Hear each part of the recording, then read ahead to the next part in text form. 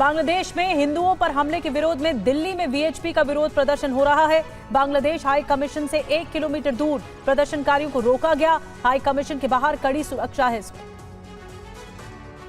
दिल्ली में बांग्लादेश सरकार के खिलाफ वीएचपी कार्यकर्ताओं ने निकाला विरोध मार्च। बैरिकेडिंग तोड़कर आगे बढ़े।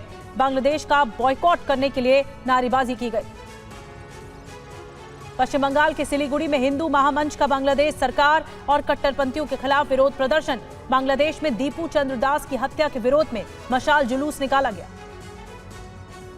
बांग्लादेश में हिंदुओं पर हो रहे हमले के विरोध में नेपाल में भी प्रदर्शन। दीपू चंद्र दास की हत्या के विरोध में काठमांडू में बांग्लादेश सरकार के खिलाफ नारे लगाए गए।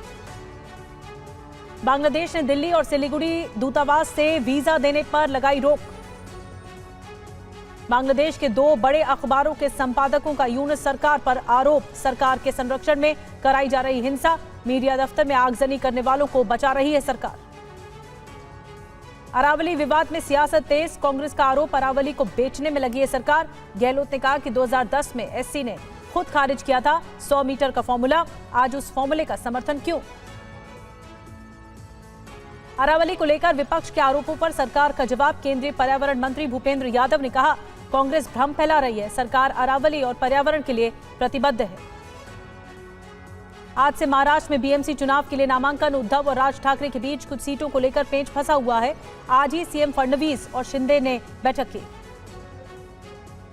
एनआईए चीफ सदानंद दाते को महाराष्ट्र काडर में भेजने का फैसला। 1990 बैच के आईपीएस अधिकारी हैं दाते। मूल काडर में संभालेंगे कार्यभार। राहुल गांधी ने जर्मनी में देश की एजेंसियों पर सवाल उठा दिए हैं। कहा, भारत में नहीं हो रहे निष्पक्ष चुनाव। संस्थानों के दुरुपयोग से लोकतंत्र पर हमला हो रहा है। राहुल गांधी के बयान पर बीजेपी का पलटवार भी आ गया। जफर इस्लाम ने कहा कि राहुल विदेश में देश विरोधी बयान देते हैं। उन्हें अपने देश की ही जानकारी नहीं है। देश को बदनाम करने की उनकी मंशा कभी कामयाब नहीं होगी। बीजेपी के कार्यकारी अध्यक्ष बनाए जाने के बाद नितिन नबीन का पहला बिहार दौरा। पटना में करेंगे रोड शो। एनडीए नेताओं से भी करेंगे मुलाकात। दिल्ली में प्रदूषण के मसले पर गृह मंत्री अमित शाह की दिल्ली सीएम के साथ 3 बजे बैठक। उपायों पर होगी चर्चा। दिल्ली में नई ईवी पॉलिसी पर बड़ी तैयारी चल रही है। दोपहिया स्कूटर बाइक पर 25,000 से 40,000 की सब्सिडी संभव। प्रदूषण से मिलेगी राहत। यूपी के कोडीन कफ सिरप तस्करी मामले में अभियुक्तों को हाईकोर्ट से जमानत मिली। विभोर राणा, विशाल सिंह को अंतरिम जमानत। दोनों भाइयों को एसटीएफ ने किया था गिरफ्तार। क्यूआर कोड से छेड़छाड़ कर साइबर ठगी करने के मामले में बड़ा पर्दाफाश। दिल्ली पुलिस ने राजस्थान से मास्टरमाइंड को गिरफ्तार किया। मोबाइल फोन से मिले एडिट किए गए 100 से ज्यादा क्यूआर कोड। जम्मू कश्मीर के कठुआ में संदिग्धों की मौजूदगी के खबर के बाद सर्च ऑपरेशन जारी है। बीती रात देखे गए थे 2 संदिग्ध।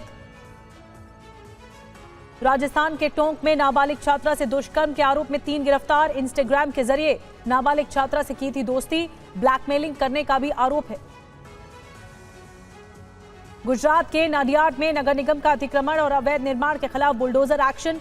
48 दुकानों पर चला बुलडोजर। दुकानदारों को खाली करने का दिया जा चुका था नोटिस। जयपुर में नकली घी फैक्ट्री का पर्दाफाश हुआ है। नामी कंपनियों की पैकिंग में बेची जाती थी घी। महाराष्ट्र के अमरावती में स्थानीय निकाय चुनाव में जीत के जश्न के दौरान खूनी झड़प हो गई।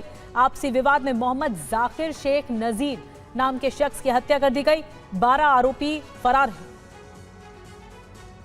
महाराष्ट्र के नांदेड़ में एनसीपी नेता जीवन घोगरे पाटिल ने अपहरण कर मारपीट का आरोप लगाया है। बुरी तरह घायल पाटिल अस्पताल में भर्ती हैं। घटना का सीसीटीवी वीडियो भी सामने आ चुका है। बीसीसीआई ने घरेलू क्रिकेट में महिला खिलाड़ियों के मैच फीस बढ़ा दी है। अब 20,000 रुपए प्रतिदिन के बजाय 50,000 रुपए बतौर फीस मिलेगी। ऑपरेशन सिंदूर के बाद पाकिस्तान अलर्ट मोड में है। एलओसी पर तैनात के एंटी ड्रोन यूनिट। सूत्रों के हवाले से खबर 300 फतेह रॉकेट खरीदने का सौदा भी कर चुका है फाइनल।